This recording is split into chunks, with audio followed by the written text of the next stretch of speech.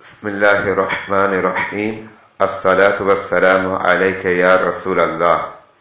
بغیر نیت کے روزہ نہیں ہوگا، اور شریعت نے نیت کے وقت کو مقرر کیا ہے اور اسی وقت میں نیت کرنا ضروری ہے۔ اگر آپ ان اوقات کے علاوہ کسی اور وقت میں نیت کریں گے تو اس صورت میں روزہ نہیں ہوگا۔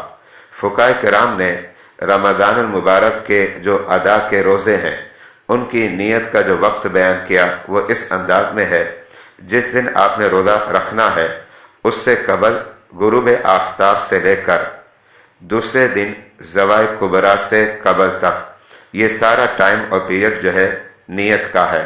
ان اوقات میں جب بھی آپ نیت کریں گے آپ کی نیت ہو جائے گی، اور اس صورت میں ظاہری بات ہے روزہ بھی آپ کا ہو جائے گا۔ اس بات کو نوٹ کیجئے گا کہ زوال کبریٰ سے مراد جو ہے، جسے ہمارے یہاں عرف عام میں عام طور پر زوال کا وقت کہا جاتا ہے، اور یہ وقت ظہر سے قبل مکروہ وقت کہلاتا ہے۔ یہاں سے یہ بات بھی واضح ہو گئی، اگر کوئی شخص جو ہے عصر کے وقت نیت کرتا ہے اور ظاہری بات ہے یہ وقت نیت نہیں ہے، اب غروب آفتاب سے قبل وہ بے ہوش ہو گیا یا اسی طریقے سے اسے نیند آ گئی، اور اب بیدار کب ہوتا ہے؟ دوسرے دن وقت ظہر میں ہوتا ہے، تو اس کا نتیجہ نکلا چونکہ وقت نیت میں اس کی نیت نہیں پائی گئی، اب اس کا روزہ نہیں ہوا اور وہ اس روزے کی قضا کرے گا۔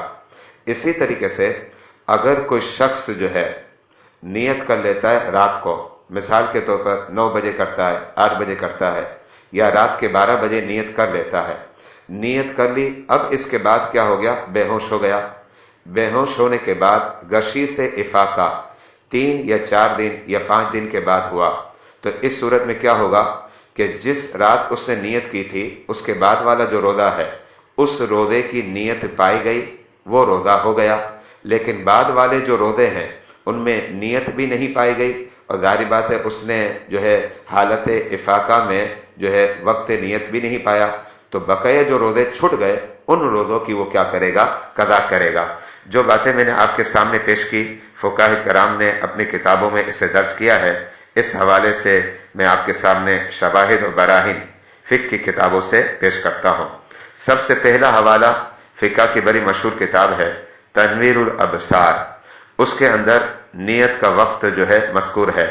آپ لکھتے ہیں من اللیل الی الظہوۃ الکبریٰ لا انتہا، جس کا مطلب یہ ہے کہ وقت نیت غروب آفتاب سے لے کر زوال کبریٰ تک ہے، اور آگے انہوں نے اس بات کو لکھا لا انتہا، اس کا مطلب یہ ہے زوال کبریٰ سے پہلے وہ نیت کر لے۔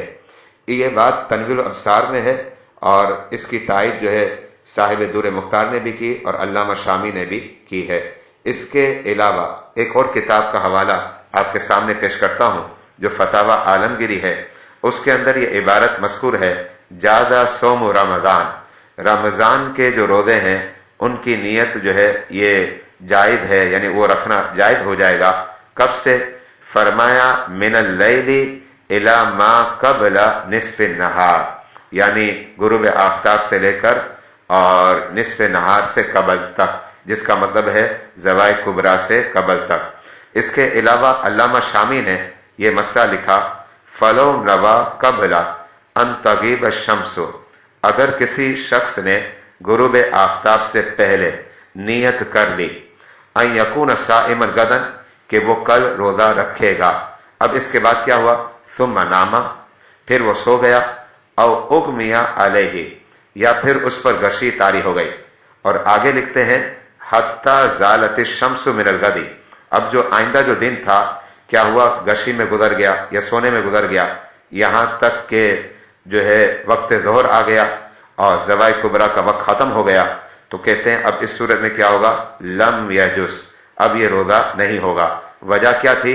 کہ غروب آفتاب سے پہلے اس نے نیت کی تھی، اور آگے لکھتے ہیں وَإِن نَوَى بَعْدَ غُرُوبِ الشَّمْسِ جَازَ، اور اگر وہ نیت غروب آفتاب کے بعد کر لیتا تو اب اس صورت میں روزہ ہو جاتا۔